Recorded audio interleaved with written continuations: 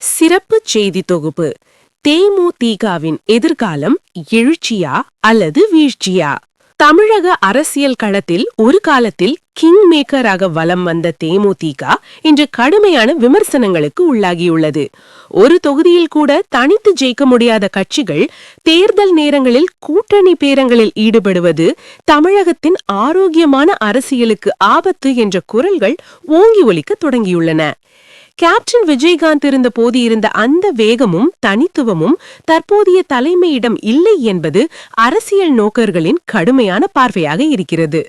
குறிப்பாக திமுக மற்றும் அதிமுக ஆகிய இரு பெரும் கட்சிகளும் ஒருமித்த முடிவெடுத்து தேமுதிக போன்ற கட்சிகளை தங்கள் கூட்டணியிலிருந்து தள்ளி வைக்க வேண்டும் என்ற வாதம் முன்வைக்கப்படுகிறது.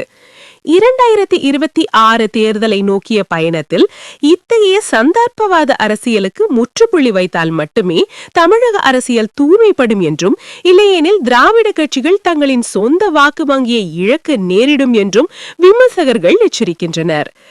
இருப்பினும் மறுபுறம் தேமுதிக தரப்பு நியாயங்களும் கவனிக்கத்தக்கவை. தமிழகத்தின் இருமுனை அரசியலை உடைத்து 2006 தனித்து போட்டியிட்டு 8% அதிகமான வாக்குகளை பெற்ற வரலாறு இக்கட்சிக்குண்டு.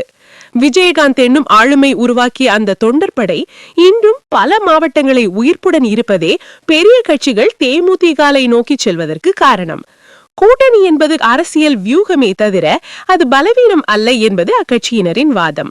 கடந்த கால தேர்தல் தோல்விகள் மற்றும் தலைமை குறித்த விமர்சனங்கள் ஒருபுறம் இருந்தாலும் கேப்டன் மீதான மக்களின் மாறாத அன்பு இன்றும் ஒரு பெரும் பலமாகவே பார்க்கப்படுகிறது. எது எப்படி இருப்பினும் வரும் 2026 சட்டமன்ற தேர்தல் தேமுதிகவுக்கு ஒரு வாழ்வா சாவா போராட்டமே. ஸ்டாலின், எடப்பாடி பழனிசாமி ஆகியோரின் வியூகங்களும் பிரேமலதா விஜயகாந்தின் முடிவுகளுமே தேமுதிகவின் அரசியல் தலைவீரியை தீர்மானிக்கும்.